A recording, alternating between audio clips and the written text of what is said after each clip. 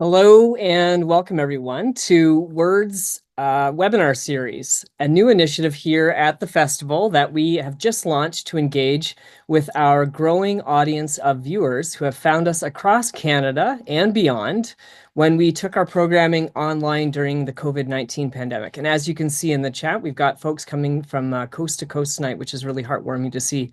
I'm Josh Lambier, the director of the Words Festival and host of our new series, which we are calling Public Matters, coming to you live from London, Ontario. It's my privilege to have the opportunity to host tonight's guest, critic and essayist Ira Wells, who is joining us to talk about his latest book on book banning. I've got a copy here so I can show everybody the lovely cover, and I put a link in the chat to get your copy of the book here. The book is one of the latest offerings in the Compelling Field Notes series by BiblioOasis, and it offers a survey of literary censorship from the ages, through the ages, from the destruction of libraries in ancient Rome to the Catholic Church's attempts to tamp down religious dissent and scientific innovation, to state-sponsored efforts to suppress LGBTQ plus literature. At a time of growing censorship across the United States and Canada, Ira also offers a compelling vindication of expressive freedom by revisiting the foundational arguments of John Milton, J.S. Mill, Frederick Douglass, and others. Though Words has been offering webinars since the opening year of the COVID-19 pandemic, when we all stayed home to stay safe, I'm not sure if you all remember those days, this series is designed to reach our growing audience of online viewers who continue to join us, often from distances that would make on-site attendance impossible. When the lockdown subsided, I heard from so many of you across Canada and beyond who found us online who wanted to stay engaged with us. So I have tried to make as much of our in-person programming available and accessible in a hybrid form. It's not always an easy thing to do, let me tell you, because we work with so many partners and each new space brings new challenges for setting up sound and video. We're going to continue to bring you our events, in-person events in hybrid format as much as we can, but I wanted to create a new series, to build a new series for you, our online viewers, that's intimate, interactive, and memorable. Our webinars will shine a light on authors who are grappling with issues of public concern, challenging literary or artistic conventions, and confronting big ideas. At a time when our public debate is being mediated too often by 280 character volleys back and forth, we want to step out of that fray for a moment for in-depth conversations with our artists, authors, and thinkers, tarrying a while to focus our attention on their books and artistic practice. Over the next hour or so, we're going to have a conversation on issues that matter.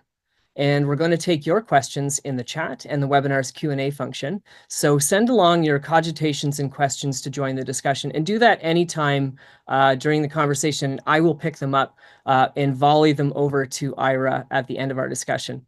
Our event tonight is coming just after the annual Freedom to Read Week in Canada, which encourages Canadians to actively defend their right to publish, read, and write freely, and to widen their understanding of the negative effects of censorship on intellectual freedom and Canadian writing.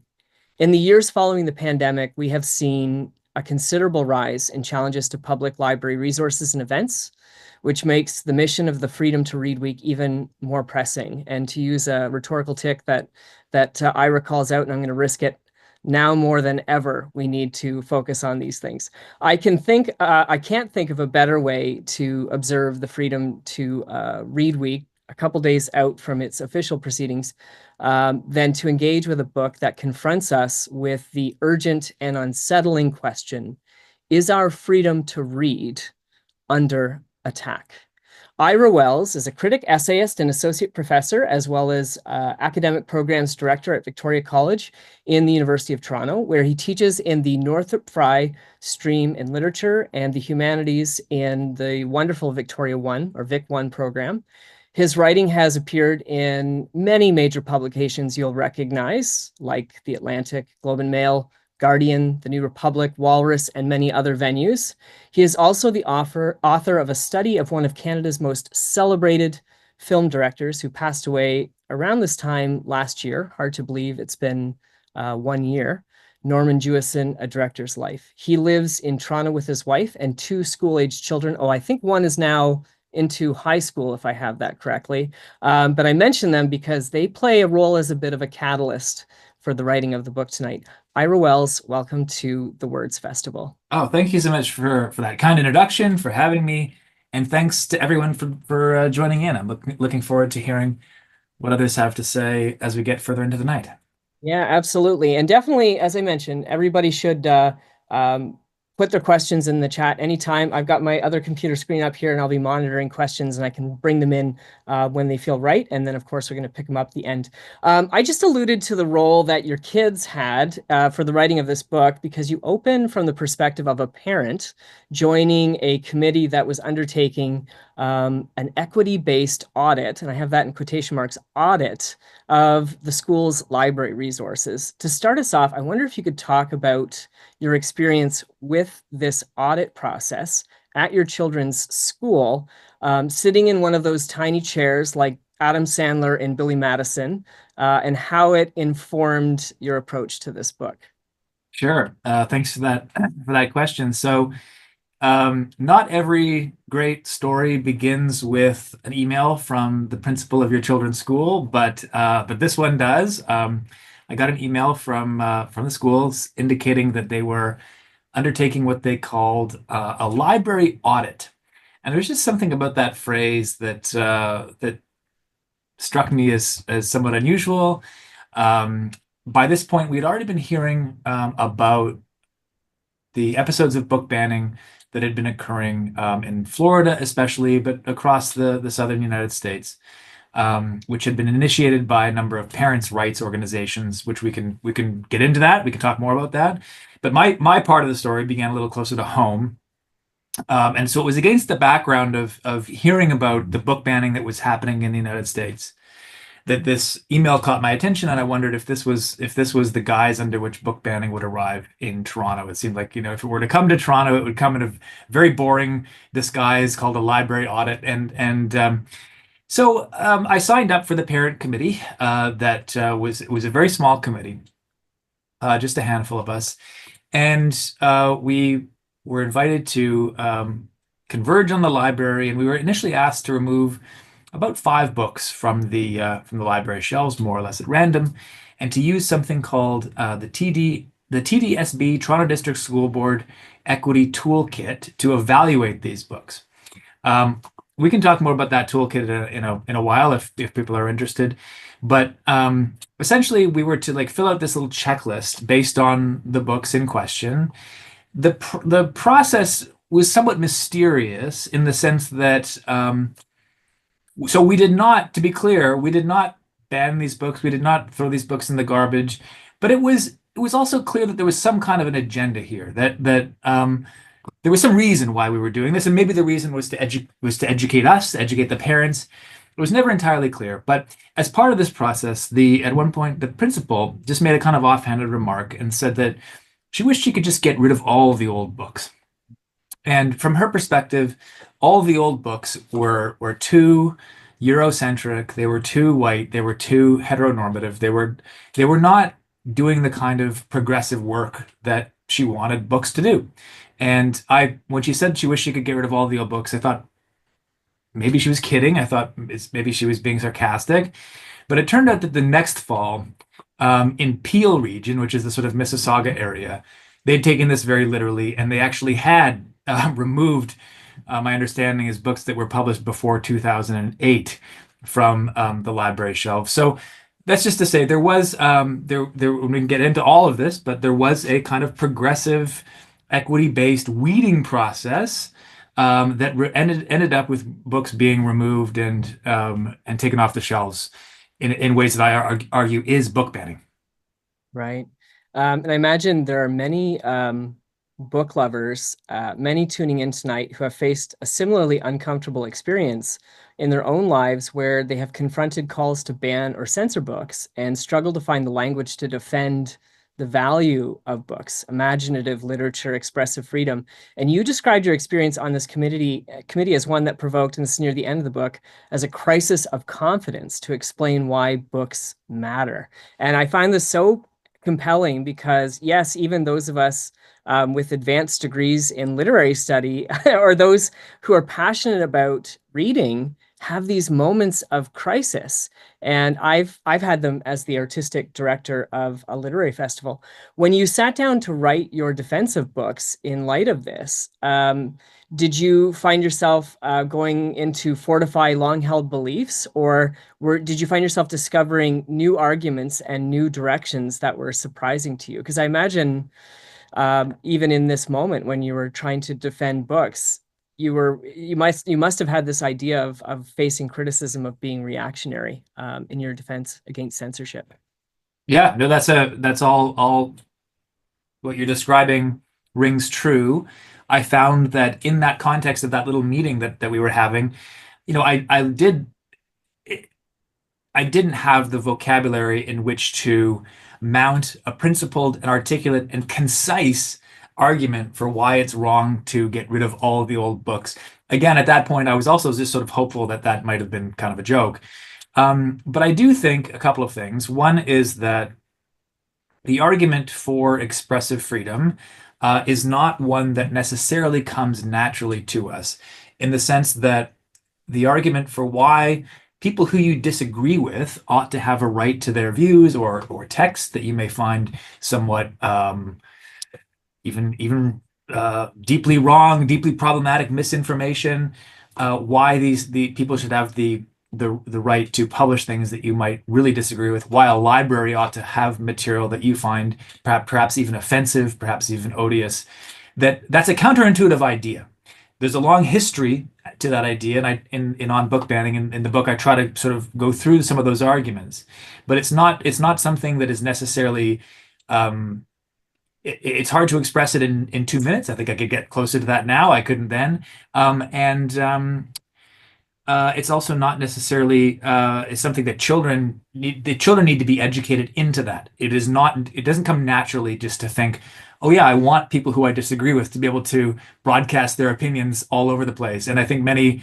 It's not only children, it's also university students and many people throughout our society who have come to be rather suspect of especially the phrase free speech. I prefer expressive freedom, but free speech, and there are some obvious reasons for that. We can get into them, but it has been taken up and owned, that concept of free speech by some right-wing demagogues who have somewhat tarred the whole. You know, if some of these people who call themselves free speech absolutists have owned that concept, it's perfectly understandable why many of us would shy away from that and not want to associate ourselves with some of those ideas. Yeah, and you've done a real service to a lot of folks who do struggle with that language.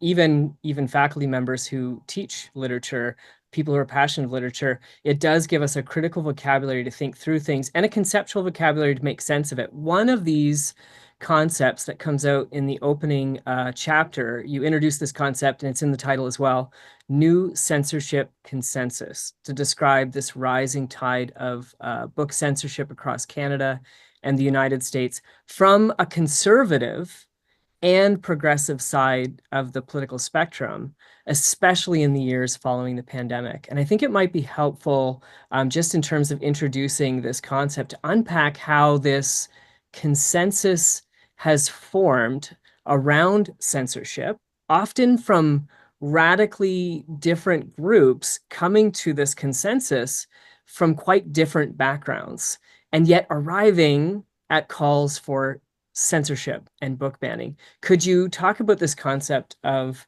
the new censorship consensus? Absolutely. So I mentioned one pole of that consensus off the top, which is what are often called parents' rights organizations. Ones that you may have heard of include No Left Turn in Education or Moms for Liberty. There are a number of them. They really got going around the pandemic. They're often considered anti-government organizations. They have done all kinds of delightful things, like they are encouraging people to sue over the little free libraries that you may see in your front yard. You may have one in your front yard or see in your neighborhood, those little, boxes of books that people put up. But they have encouraged lawsuits that if is anything that they consider obscene in those, but what else have they done? I mean, they've gone after teachers. I've heard of them bullying teachers directly, saying that, here's a list of books that you can't teach in your high school class or even have in the room in your high school class. If you have, any of these books in your classroom, we'll sue you over it. They sometimes bully librarians directly. They'll say, if you stand up for X book, you must be a pedophile, you must be be a sex offender or whatnot.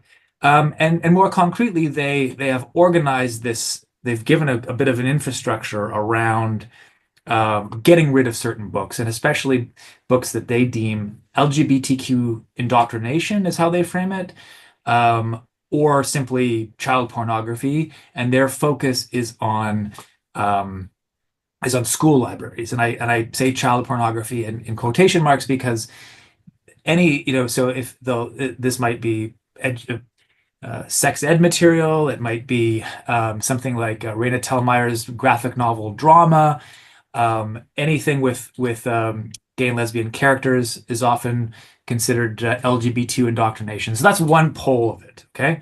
On the other side, is the progressive educators in Ontario, in my area, and in the Peel Region case that I mentioned earlier, who believe that quote unquote classic books, by their definition, are Eurocentric and heteronormative and therefore sources of harm, or that books that don't affirm children's identities are also subject to be taken off the shelves. So both of these groups believe that what they're doing is preventing harm from children. It's the same rationale, and they also think about books and think about libraries as sources of contagion.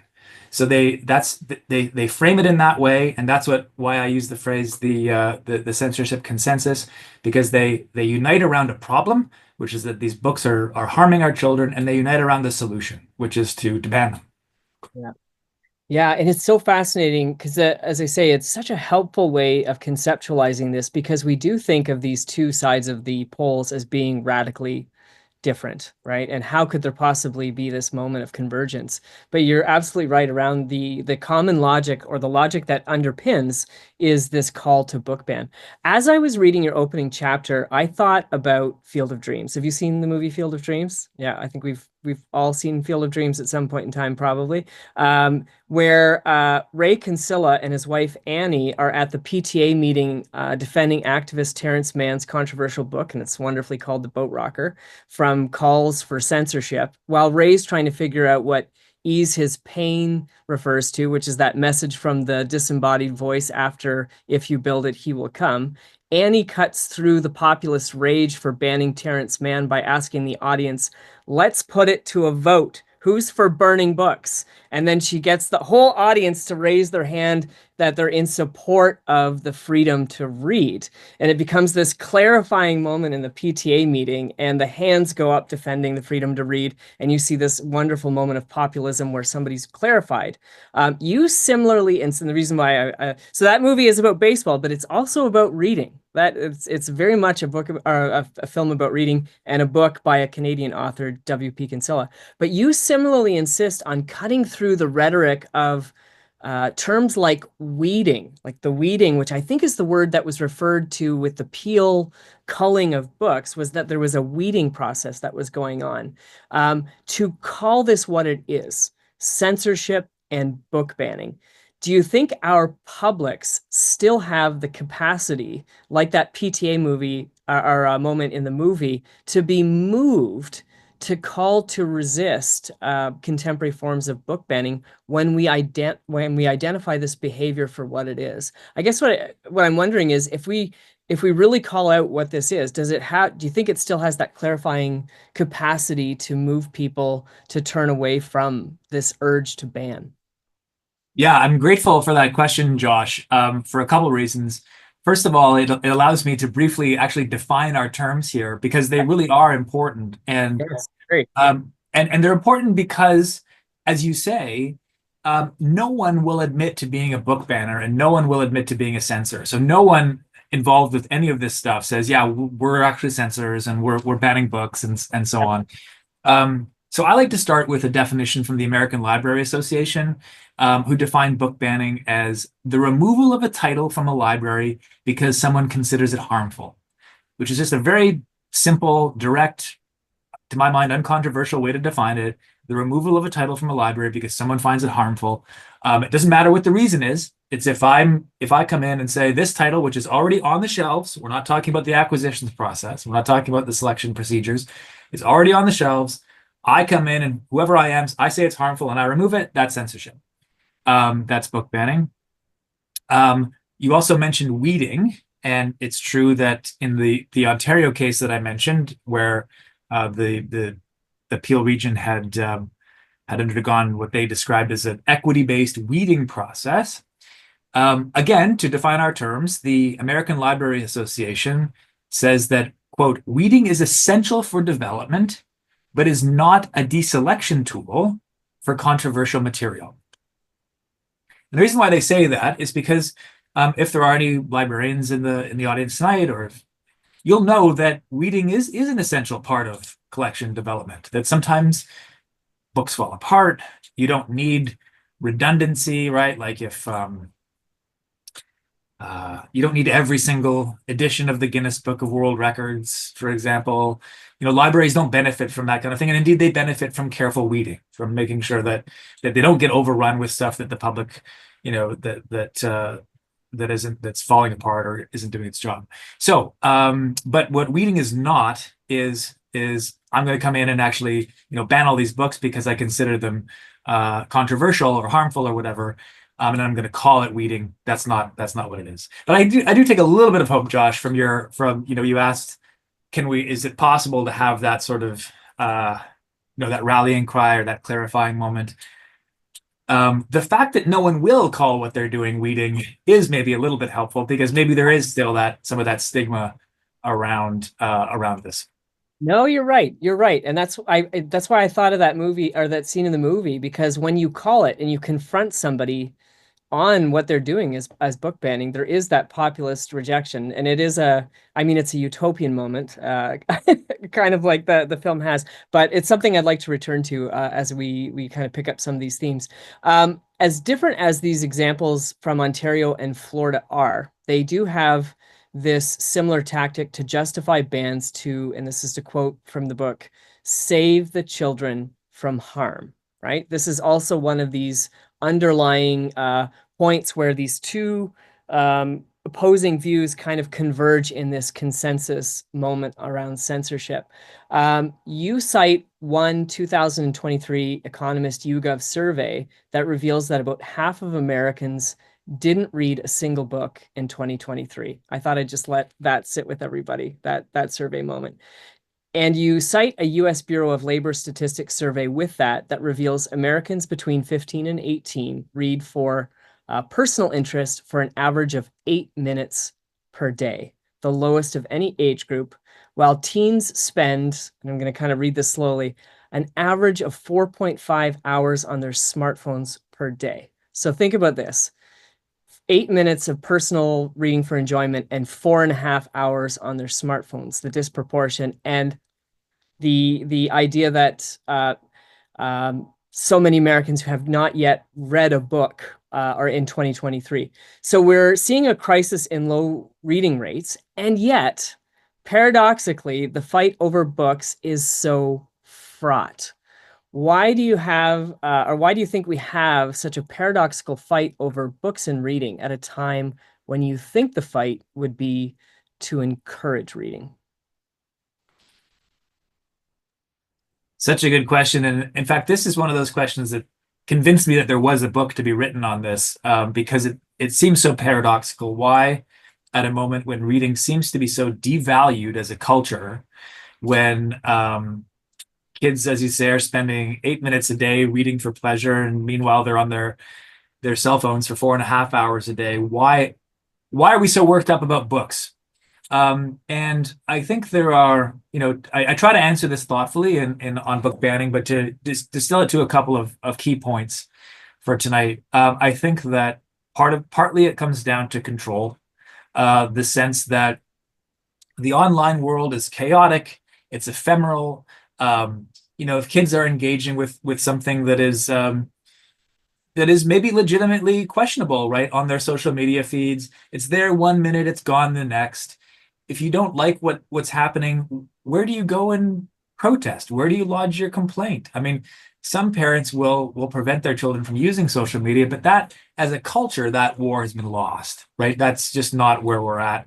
And so, but what can you control? Well, you can go to your kid's library and maybe you can remove two or three, books, call them LGBTQ indoctrination or what have you. Of course, if you really want to prevent your kid from any sort of, it's kind of laughable and naive to think that you're going to prevent children from encountering ideas, regardless of what they are, by banning library books. That seems quite naive, but I think it points to a couple of other quick observations that I would make on this. The first is that when we think about how book banning works, you might think, given what I've just said, that it doesn't, right? That book banning doesn't work, and because how can you possibly prevent children from engaging with ideas when they're online so often? And besides which, it's so easy to duplicate books and put them up on the internet and pass them around and so on. But I think that what that misses is that book banning doesn't have to work. It doesn't work necessarily by like complete eradication of the book across all of society all at once. The goal might be more modest. It might be about like keeping a book out of a kid's hand at an impressionable life stage. Or it might also work by uniting a community against a scapegoat. It might, in other words, those school board meetings that you can remember in Florida where, they go on for 7 hours and the parents, and it's kind of a carnival, like they meet in the parking lot and they've got matching t-shirts and they divvy up their talking points. And that I argue is also part of the work of book banning, that it unites this group of people, these parents' rights organizations, and it does that work of political consolidation. And so in that sense, it's also a form of symbolic violence. It's about saying, here's what we're not going to stand for in our community, and we're not going to actually liquidate those people, but we'll liquidate those books from the library as a kind of microcosm for the society itself. Yeah, absolutely. It reminds me a little bit of Robert Putnam's book Bowling Alone, where you have a decline of community engagement and you find these almost counter communities, like finding community around book banning. So there's a sense of almost mission that brings people together, and unfortunately to these kind of corrosive effects. But it does speak to the loss of community and what happens in the absence of other alternative forms of community. In your book, you talk about the withering of our attention spans as well and the impact on literary engagement. Social media competes for our attention, often in ways that take it to the point of addiction. As a teacher of literature at the university level, have you noticed a change in the ways students engage with difficult books, long books, books that require deep concentration and engagement? Well, I must say that I'm blessed with the students who I'm able to teach, and I do think that maybe I am extraordinarily naive, and they're just doing a great job of fooling me, Josh. But that hasn't been my sense. I think they are still continuing to read and engage with literature, certainly based on the conversations that we have in class. I think the kids are okay. They're doing fine. I think they're being constantly let down by the parents or by the adults around them, but I think the kids are just fine. But I hear you in the sense that you do hear these stories about there was a story in the Atlantic late last year, I think it was, about students who arrive at university and have never read a book in high school, for example, or and I have heard, and I do talk about this a little bit in the book, that high school at the high school level, some educators are pushing to decenter the book as a medium, so maybe books, they're assigning students synopses or chapters or quotations out of concern that students won't do the reading these days. I think it becomes a self-fulfilling prophecy that if students never have the pleasure of reading a whole book, they've never been assigned the whole book, then then they won't read the book. But I have to say, I found myself fairly lucky. That's great. I am all for positivity in a sea of troubles that we're going through these days. So that is a very welcome thing to hear that the students in the Vic One program and at U of T are heavily immersed in difficult and long reads. That's really wonderful. As I read the book, I felt as though you were also writing a love letter to the public library and the idea of the public libraries as intellectual infrastructure, to use your term. Worth noting that liber, the Latin root of the word library, means both book and free, which is something that you connect together in your discussion as well. And yet you note that one of the primary targets of the new censorship consensus is the public library. And you make this really interesting point that libraries are soft targets for these attacks, and use that term, soft targets. What makes the public library such a vulnerable target for these kinds of attacks? Yeah, another great question. Thank you for it.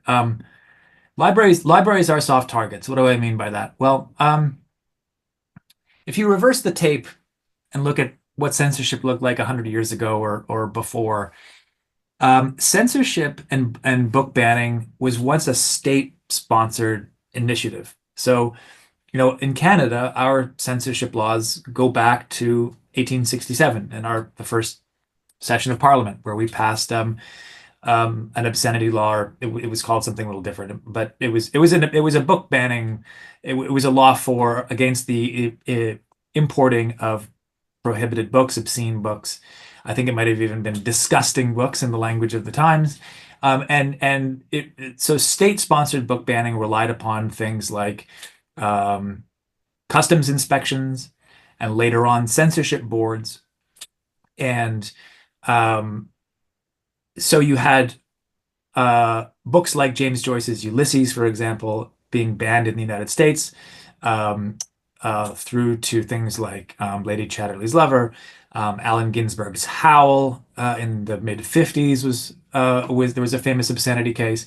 So there were it was once true that books were banned from the nation. They were banned at a kind of national level, and it was states who were undertaking this.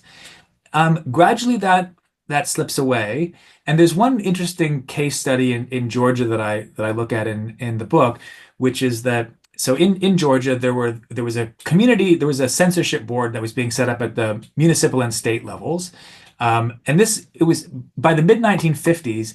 These censorship boards were still in the growth mode. They were still getting more power, getting more legal power. And they were getting more ambitious, and they were banning more books throughout the 1950s.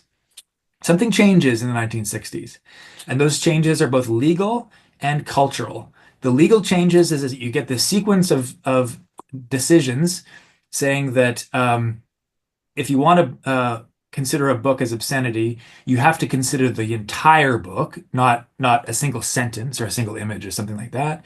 And also that the book has to lack all artistic or scientific value, rather, so you get these specific legal changes that make it harder for states to ban books, and also the culture changes. So in the 1950s, what people were really worked up about were pulp novels.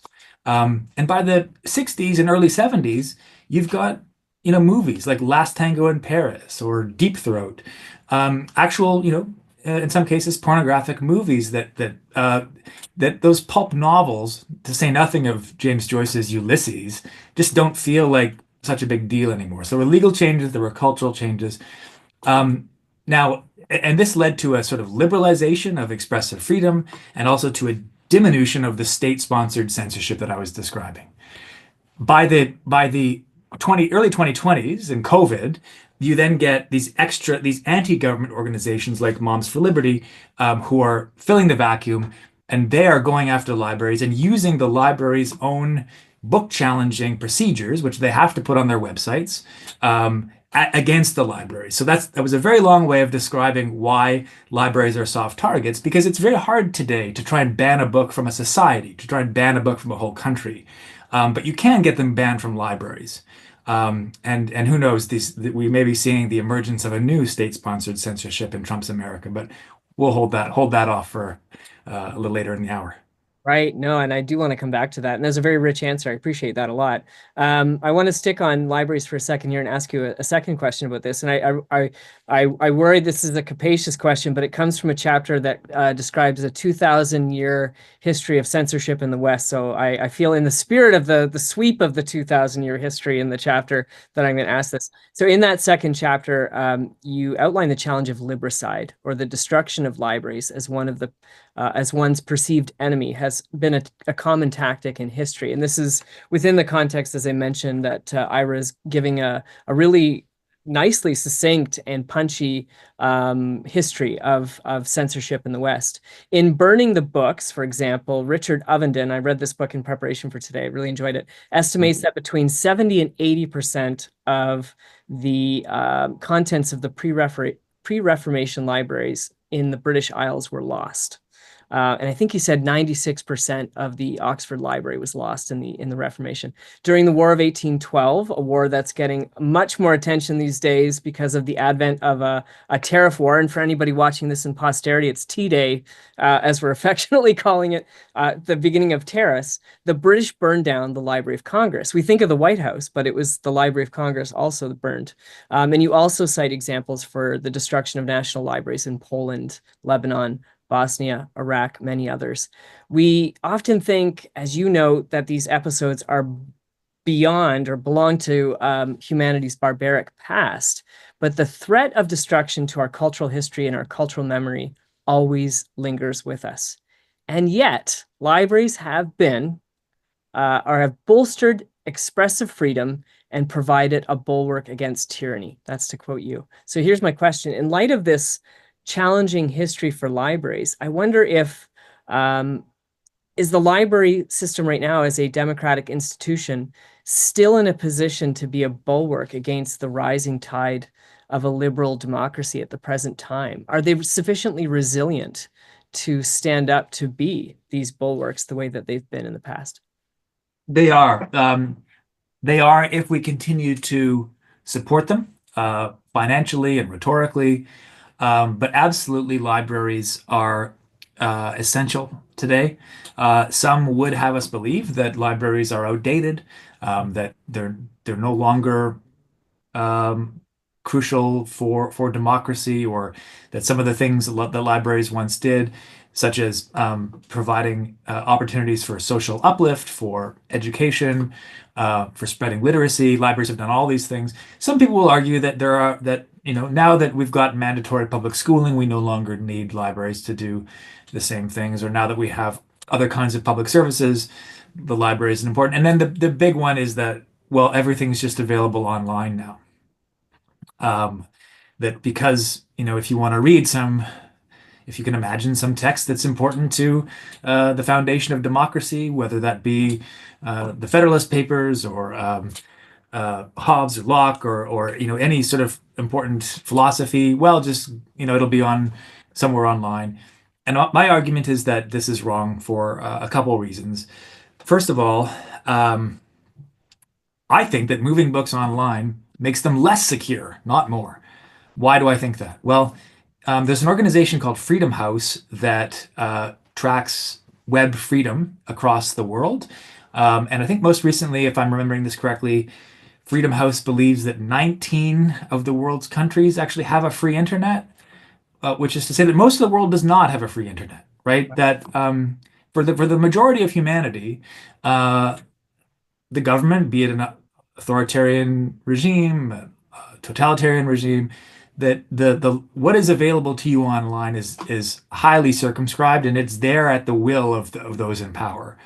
Um, Books and libraries represent a threat to despotic power. It's, as Frederick Douglass reminds us, it's always the first thing that tyrants go after are the libraries. Um, One other quick point is just that um, there was during COVID, there was you may remember there was the Internet Archive had something called the Open Library Program. You remember this? Where they were trying to make books more available, more accessible during the pandemic, and there were a lot of them. They put a lot of books and made them freely available. And what happened was that five major publishers in the U.S. sued the Open Library program by Internet Archive. And as a result, 500,000 of these titles were immediately taken down and disappeared. So what that shows is just how ephemeral and how, you may feel like things are secure when they're online, but my argument is that authoritarian rulers and would-be totalitarian dictators would like nothing more than a virtual library that they can simply unsubscribe, take that down. That's so much easier than the physical books and the physical libraries that libraries are meant to curate and that stand in opposition to this totalitarian dream of total control, which is why we need to stand with our librarians who are themselves standing up for our intellectual freedom. Right. As I say, it's a love letter to public libraries. So any of the librarians in the audience who do want to read the book, I highly recommend, because it does offer such a compassionate and passionate defense of our public library system. During the American election, there were calls on the left of the political spectrum to try to reclaim the word freedom from the right. And everyone will remember Kamala Harris even adopted Beyonce's Freedom as her campaign song. In light of the way that free speech has been co-opted by various bad actors, and you can think of Elon Musk buying Twitter and calling it, the world's town square, etc. And then now all of what's going on with Doge, as we now affectionately know, this new overarching government entity of cutting funding. I wonder if we need a similar reclaiming of the concept of expressive freedom, the subject of that third chapter in your book. Do we need to reimagine the concept of expressive freedom by returning to some of the foundational arguments, as you do through Mill and Milton and Douglas? So I thought I'd just ask you that about the what we get from returning to some of those arguments and whether we need to reimagine that idea, our idea of expressive freedom. Sure, that's great. Thank you. And one of the reasons why I wanted to write this book is that I understand that not everyone has time to go back and reread John Milton's Areopagitica from 1643. Yeah. Um, In or period language. Yeah. Yeah. or John Stuart Mill's On Liberty, for that matter. Although I do think that they remain very powerful. There are very powerful ideas in those books, and they do remain relevant. They give us some strong arguments and some stirring language that I think do apply in our own time. I mean, John Milton, we won't get too deep into the woods, but really his argument in Areopagitica, which is one of the great free speech texts in the West, his argument is that we need to be able to exercise our own reason, that virtue cannot be prescribed, that if you are simply acting according to the virtues because it is prescribed, because you have to, that is what he calls an excremental whiteness, an excremental purity. So his argument would be that if you had a library that only had what you're supposed to read in it, that you cannot actually make a choice, that for Milton, moral values are always relational, which isn't to say that they're relative. That's not his point. They're relational in a sense that good only comes into emergence in relation to evil. That we need to be able to make choices. We need to read promiscuously, as Milton tells us. Love that. And that we recognize these ethical categories not only by what they are, but by what they aren't. And to simply prescribe and dictate what people need to read is counterproductive to that. He also makes the very obvious point that bad ideas do not need bad books to circulate. That bad ideas will circulate no matter what. And it's just obvious that if you think you're going to get rid of a bad idea in society by banning its literary representation, you're pretty mistaken. Right. And you do a really great job of bringing us back to those arguments in that particular moment. It's a really compelling chapter in the book. And again, I highly recommend everyone check it out. This is a moment where we're going to return to, you'd mentioned we could return later in the hour to Donald Trump and what's happening. Near the end of the third chapter, you write, and this is to quote you, Donald Trump's 2024 election win, and the likelihood of two more Trump-appointed Supreme Court justices conservative dominance, to put conservative dominance of the court is assured for decades to come. Legal censorship may be poised for a generational comeback. So now that we're only a month and a half into his time in office. And many people have remarked that it feels like we've had a year's worth of developments in just this past month and a half. Every day seems to bring a new, fresh new horror show. Since you wrote that, and not so long ago, because this was November, have you been surprised by what's already unfolded as you talk about this book in his first weeks in office? And I thought I'd offer, if I could, one example that I just saw. Let's see if I can bring this up for everybody to see. This is a graphic here, if everyone can see this. This is from the National Endowment of the Humanities website. This is still on the website. And it's an imperative that no funding will go towards the promotion of gender ideology, the promotion of discriminatory equity ideology, as it says. And there's a list of things, and environmental justice is in there as well. Yeah, your thoughts now that you're talking about this book in light of what's happening, has this unfolded the way that you would have thought, or has it been so much more? Yeah. Shocked but not surprised, as I guess the phrase. It is the worst we're getting the worst version. I hate to I don't want to sound too defeatist, but when I was writing that bit that you were quoting from, I mean, I didn't know if Donald Trump was going to win this election or not, and if he did win, there was still some Ah, trepidation or some question around whether he would actually follow Project 2025, which was the Heritage Foundation roadmap, which we are now seeing. So we not only got Trump, but we are getting the Project 2025. That is what is happening now, and that there's censorship all throughout that document. They do call for prosecution of librarians and the punishment of teachers who. And that's why you're seeing, what you just showed, why people are falling into line, because they're afraid for their jobs. This is censorship, right? Saying that you cannot teach DEI, you can't teach critical race theory. This is state-sponsored censorship.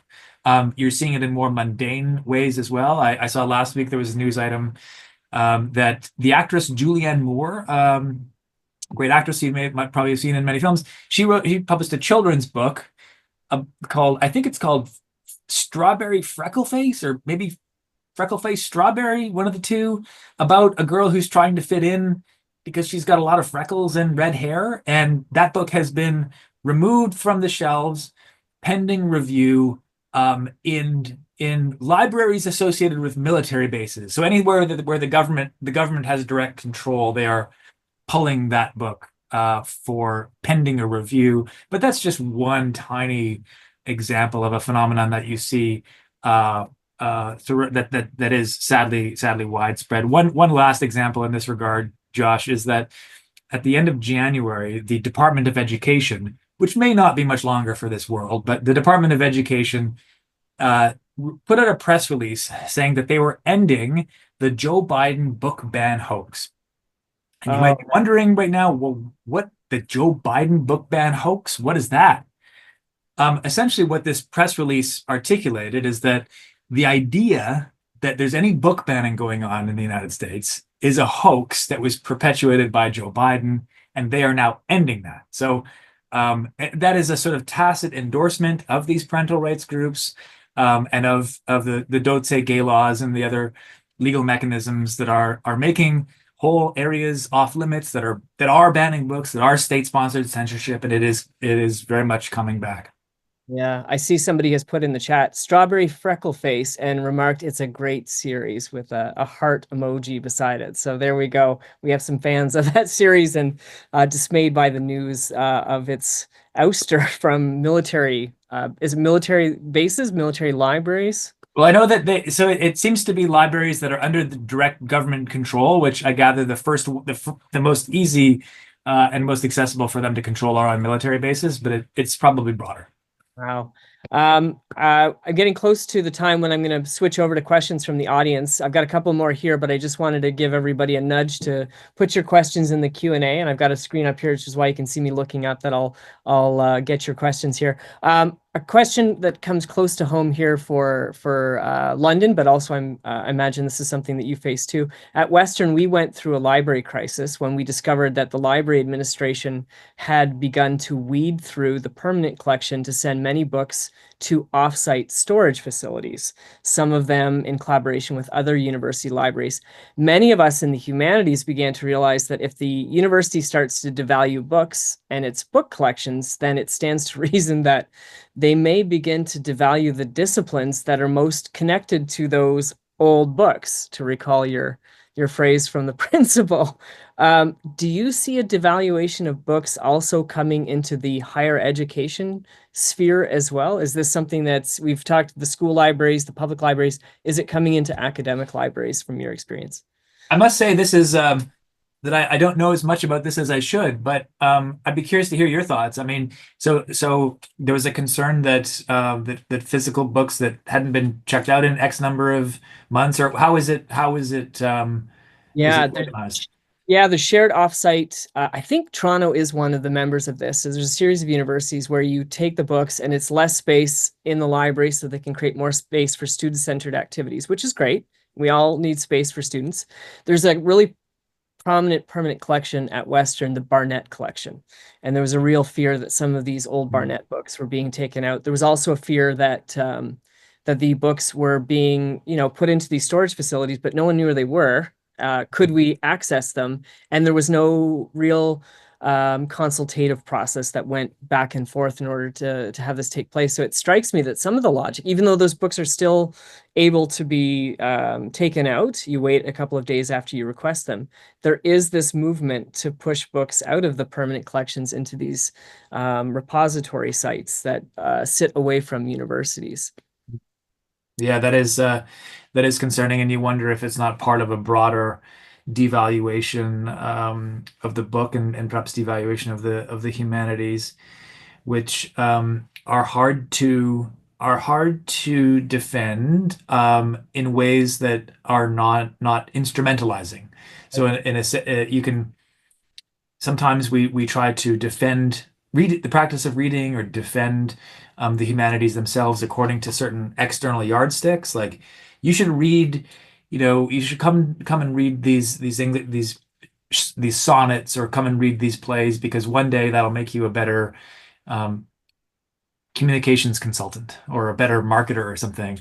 And I think, if you want to be a communications consultant or write press releases, there's probably a more direct route to that than reading Shakespeare's sonnets. And that's not maybe the best reason to read Shakespeare's sonnets, that we want to be able to engage with these books for non-instrumentalized reasons that aren't external to the experience of actually engaging with these texts. But I feel like we are finding a hard time, it's hard to make the business case to that for especially to students and parents who are in a precarious market. They worry about paying the rent. And so I totally understand why they are concerned about, or to say nothing of students who may be traveling from facing high international tuition fees. So we need the support of administrators to understand that the humanities do have a place, and that these books have a place at the center of that curriculum, for reasons that are not external to the engagement with them, but because that's part of what it means to be an engaged and cultivated citizen. Right. Absolutely. And it's wonderful. The way that you ended that phrase too is a question I was going to ask you as well, that I know sometimes humanists do worry about those instrumentalizing arguments and argue for the humanities' sake, kind of like arts for art's sake. But Martha Nussbaum makes this case in her book Not for Profit, that whether the humanities can cultivate empathy or can cultivate other ways of or capacities for democracy. Expressive freedom, the way that you link it to the arts and to democracy, it seems to me that there is a case there that the humanities could also make the case for cultivating a capacity to be an engaged citizen, to cultivate capacities for democratic life. Would that be something that you would broach, or do you have some reservation towards that? Do the No, I humans don't. cultivate? Sure, go ahead. Oh yeah, no, I just to make it a succinct question. Do the humanities cultivate citizenship in democratic life? I think that to sort of parse that out into a couple different pieces, that when you talk to business leaders, um, they they in fact it's fairly easy to make the case for the humanities to our business leaders because they understand that they want people who can see the big picture, who are thinking about, who understand human motivation, who for whom communication skills really does matter, and intercultural awareness is important, and those are exactly the things that we do in the humanities. When we're engaging with novels, the novels are a laboratory for exploring human motivation. Yeah. In humanities classrooms, we are engaging with intercultural awareness. We are practicing communication skills. We are thinking about the big picture. You're not learning those like hands-on those very particular vocational skills that are useful in certain contexts. But to me, the business leaders that I've spoken to really value, you don't need to make the case to them. They do understand, and half of them have humanities backgrounds. So I think now, you raise a troubling point as well, in the sense that I think that I wouldn't make the argument that people who have engaged with humanities are necessarily more moral than other people, or better, that you have to have, you know, um, read a certain reading list in order to participate in our democracy. I would never make that case. But I do think that given the problems that we're facing in the world today, that we want people who can think philosophically, who can think ethically, who can think about history, who've read something, that all of this comes to bear in getting us out of the the problem, the grand challenges that we're facing. Absolutely. Wonderful. For librarians, teachers, and students who are facing censorship in their own lives, at their schools, libraries, and their classrooms, what advice would you offer to assert agency in resisting attempts to censor or ban? Are there things that you think um, people can do in their own lives to assert one's freedom to read, one's expressive freedom? Absolutely. So I think that we can learn from what happened, from what the anti-government parental right groups did in the early 2020s, which was to get involved at the level of the school board, to get on the library board. They made a conscious effort to to go after, again, I keep using this phrase, low-hanging fruit, but to go after not the very hotly contested democratic, the high money, high stakes battles, but to go over some of those, to go for some of those positions that might be easier to get, but that you can exert some power and attract some people to your cause and so on. So I think we need to be a bit more conscious about getting involved, right? Getting involved on the library boards, and getting involved in the municipal races, and just re-engage at that level, that there's more to be gained by doing that than to sending an angry text message to your friends, or we all have this passion, especially now, I think today, to get involved and to become more active. And so let's channel that into something more positive, and to remember that we're not alone in thinking that books have value, that books matter. It's not represented in popular culture. It's not represented by the media, but that doesn't mean it's not shared by a great many people who I think are find it chilling, the idea that we would just get rid of all of the old books. But we needed to stand up and say something about it. Absolutely. We have a question in the chat here from Myrna Richter. How do we balance the issues of censorship and services with the movement of moving public libraries into the public schools, as is the case in many rural communities? The lines of regulations become blurred between educational mandate and public library community services. The issue was featured on the Fifth Estate a couple of weeks ago about a library in Alberta. And I think you might know about this example too, the library in Alberta. Over to you. Yeah, thank you for that question. And if I'm remembering the details correctly, the library in Alberta was actually closed. If I'm remembering that properly, I think it was in Valley View, which is uh, maybe 300 kilometers north of Edmonton.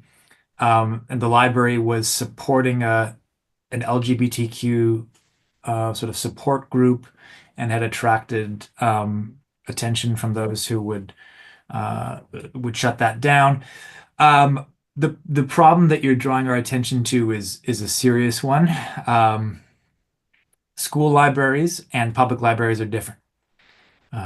public libraries um, are home to uh, the kinds of books that the community wants to read, pretty much full stop. So, uh, public libraries have very broad acquisitions policies, um, and they are there to support and to find the books that their community, including everyone in their community, wants to read. They often have a request a title feature.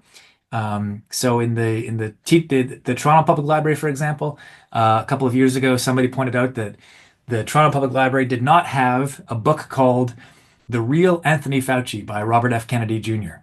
And they were upset by this, and they requested it. And today, if you look that book up on the TPL website, which is online, you'll see I think they have 12 copies. So they do not. And I bring that up because libraries do not engage in any sort of pre-censorship by failing to acquire books that don't fit their political orientation. School libraries are a little bit different. They're more than a little bit. They are different in the sense that we need to be more selective. We need to be thinking about what does age appropriate mean. This is all rooted in policy. This is all rooted in very specific kinds of policy documents, and has to be overseen by ideally a librarian. Fewer and fewer school libraries actually have librarians, full-time or teacher librarians even. And this is, I think, part of this whole problem. It's part and parcel that we no longer have people who are responsible for overseeing these collections being developed over time. They can no longer defend them in the same way. They don't have the knowledge base. So I think this is all part of a larger issue. But the specific problem that you raise, but what happens when these two very different kinds of libraries get mixed? I just think we need to, as far insofar as we can, keep the missions and keep the even the physical premises separate. I think it's a shame when they have to be collapsed. I understand why sometimes for financial reasons it comes about, but ultimately I would advocate for stronger funding of libraries, for stronger funding of school boards, and to try and keep these two very different institutions separate. Right. Brilliant. A question from Sandy, and there's a number of questions that kind of dovetail on this a little bit, so I thought I'd pick this one out. Why do you think trained librarians command so little respect in the role of creating and managing responsive library collections? And I think this question bears on the idea of expertise, that sometimes we diminish the expertise of librarians when we make these calls. So any thoughts that you have on the role of librarians and commanding respect, but also allowing them to do the job that they're trained to do? Yeah, no, I I'm s- I want to just say, well, I reject the premise of the question because I do have a lot of respect for librarians, but I understand that when you have parents coming in saying we know better than you, or administrators coming in saying that all these books that the library has acquired shouldn't be there, that it does devalue librarians. Um, and I think that it's up to all of us to have the backs of our librarians, to push back against administrators or parents who would come in and say, "We know better. We know what your children should be reading. We know what they shouldn't be reading. We know what you shouldn't be allowed to read." Um, Again, it's not up to individuals who are offended to decide what should be in our libraries. Most libraries and most systems are very explicit that it's not subjective offense, right? It has to be rooted in policy. The people who know the policy are the librarians, are the staff who work in these places, and they need to be given the financial support and the moral support and the rhetorical support that they deserve, so that they can stand up for our intellectual freedom. Amazing. I like this comment. This is what I appreciate this, Sharon. Sharon says, I'd like to see the two of you on a road trip, lots of engagement, sessions at libraries, schools at all levels, community association meetings, and yes, with the municipalities. How much fun would that be, Ira? A road trip where we talk to different groups. I'm available. Let's talk. Let's do it. Look at these ideas are coming. You're seeding ideas, Sharon. I love it. Okay, Kyla's got a question. I thought Ira's introductory remarks about how book banning isn't just from one political direction or another was really interesting. How do we locate the line between legitimate weeding and or removing truly harmful content and outright censorship? And how might the paradox of tolerance factor in? I like this. Should we tolerate works that promote intolerance, or does removing them become its own form of suppression? A lot there. It's a rich question. Um, so I try to root my response to that question in the definitions that I offered off the top, so that when you remove a title from a library because you think it's harmful, that constitutes book banning or censorship. So that we can have another conversation about the selection procedures and the acquisitions procedures that the libraries, different kinds of libraries use. Um, and we should have that conversation. But I would just to make it simple, if you're taking a book off the shelf because you think it's offensive or you think that it's harmful, that's what the American Library Association considers book banning. And there may be very specific cases in which we in which the librarians or the committee that has made those choices have got it wrong, where they really have made a mistake, and that it ought not to be on the shelf. And I'm certainly not saying that a school library would have anything resembling actual hardcore pornography on it. Like I'm clearly not saying that, but but to be clear, that is not the situation that was happening in the context I was talking about in Peel region, where in some cases, they got rid of 50% of the books in a library, right? They got rid of thousands and thousands of books from these libraries. And I don't think I mentioned that two quick facts about this. They removed everything before 2008 was ripe to come down from the shelves, and that because these books were considered harmful, they were boxed up and sent for recycling. So they weren't even allowed to donate them to families in need. They weren't even allowed to give them to jurisdictions that could have used these books. But because they were considered harmful, they were simply they destroyed these libraries. So I'm all for thoughtful fine tuning if need be, but not for the wholesale destruction of these libraries, which is sadly what we saw. Right. There's a remark here in response to one of your answers. Agreed, school libraries are vital, and schools with teacher librarians have been shown to have far better literacy. However, funding existence and mandate of school libraries unfortunately falls under the sometimes politicized, often fickle Ministry of Education. Thought I'd offer that. I'm not sure if you have any further thoughts on that, or just to kind of throw that into the conversation here. Yeah, the funding. I would continue to make the funding case for librarians and for school boards. Although I understand that certainly in some of the cases I've been talking about, they have gone in directions that I wouldn't that I think are highly problematic and have become censors themselves. But in my view, the answer is for a more thoughtful approach and not to defund these positions or to get rid of them. Yeah. I have a question for you. School principal, going back to right at the beginning of the book. That the book does have a kind of apologia quality at times for books and literature and expressive freedom to a school principal who would purge, and that quotation, old books. Have you sent a copy of your book to the school principal? And maybe to open the frame of this question up a little, have you heard from teachers and librarians, like we've heard in the chat today, on the front lines of these debates to hear responses to the arguments that you're making in the book?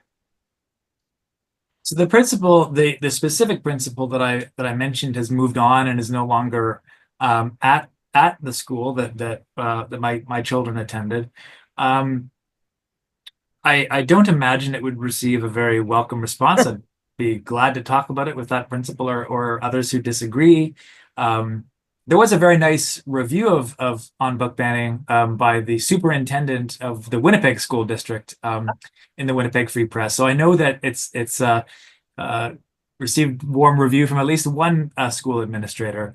But the specific issue for my principal was that, and I know it's not only her, but that too many of the old books, and particularly this category of classics, are problematic because they're too white, they're too heteronormative, they're too cisgendered, and so on. Why is that? Why is that an issue? Well, I would say, first of all, and I should have said this about an hour ago, that I'm all for diversifying our libraries, Josh. I'm all for, uh, I think that every student should be able to see themselves reflected in the pages of books in our libraries, and would never make the argument that we shouldn't diversify. We should, absolutely. But why is it wrong to get rid of old books or to get rid of classics? Well, for one thing, many of those classics, even by the quintessential dead white male, say Shakespeare, they cannot be reduced to a single idea. They cannot be reduced to like one message. And that's part of what makes those texts classic, if we want to use that term. I'm not a big fan of it, but um, uh, one of the reasons why we go back to those texts year over year, century over century, is because they speak to us in new ways. So if you open up a Shakespeare Quarterly, or you open up journals about uh, Renaissance scholarship today, you will find that people are interpreting The Tempest along environmental lines. They're thinking about LGBTQ approaches to As You Like It. They are reading these 400 more year old texts in ways that are very appropriate to our own moment. So it's simply not true that these texts are simply conveying a message that can be considered harmful or propagandistic. And then secondly, the argument that students from BIPOC or marginalized communities don't engage with those classic texts is I think wrong. And in fact, there's a long and racist history to that idea. The idea that Socrates and Aristotle and Marcus Aurelius or the great Renaissance writers, that those are really for the highly privileged, for the white kids essentially, or for the very privileged kids, and everyone else should go off and read something a little bit more useful or more vocational. That's an idea that has been rejected over and over again, especially in African American thought. Great thinker W.E.B. Du Bois is very, very strong on this. So these are just a couple of reasons why I think the attacks on the classics are wrongheaded. Yeah. I have and it's interesting, it's a very good segue. Before, just this afternoon, when I was looking at my library shelf, I pulled this off. This is the collected works of Plato, very nice hardcover. You can see it's a brick. It could hold your door open as well. Very, you have written so compellingly as a vindication of books for book lovers. There are moments where it's mournful, but there are also moments where it's so hopeful. And I'm thinking a book like this makes me think of the movie. I don't know if everyone's seen this, Rogue One. It's one of those one-off Star Wars movies where Cassian and Jin are trying to get the schematic plans for the Death Star so they can pass off this data to Princess Leia, who puts it into R2-D2, and then that gets to the Rebel Alliance, Luke Skywalker and the Rebel Alliance. But what happens in the film, and it's so moving, is the fact that you see the lives of individuals who are sacrificed along the way of the transmission of data. If you think of a book like this, Plato, how many lives over 2 millennia had to not only transmit this, the lives that were bankrupted, people who were incarcerated, lives that were lost, so that we can have a book like this, over 2,000 years later, transmit to us something that we can have on our shelf. It's one of the most, this is a miracle. This is a miracle of human preservation. It's one of the most hopeful things that we could have, is a book like this that has been preserved for us to read so long in the future. So this is long-winded way for me to get to a question that I probably, absolutely am leading in the question. As someone who lives a life of books, are you hopeful for the future of the book? And for book collections, given all that's happening and all the stuff that's happening in dark times, is there hope for the book? for someone like yourself and for all of us who are watching tonight?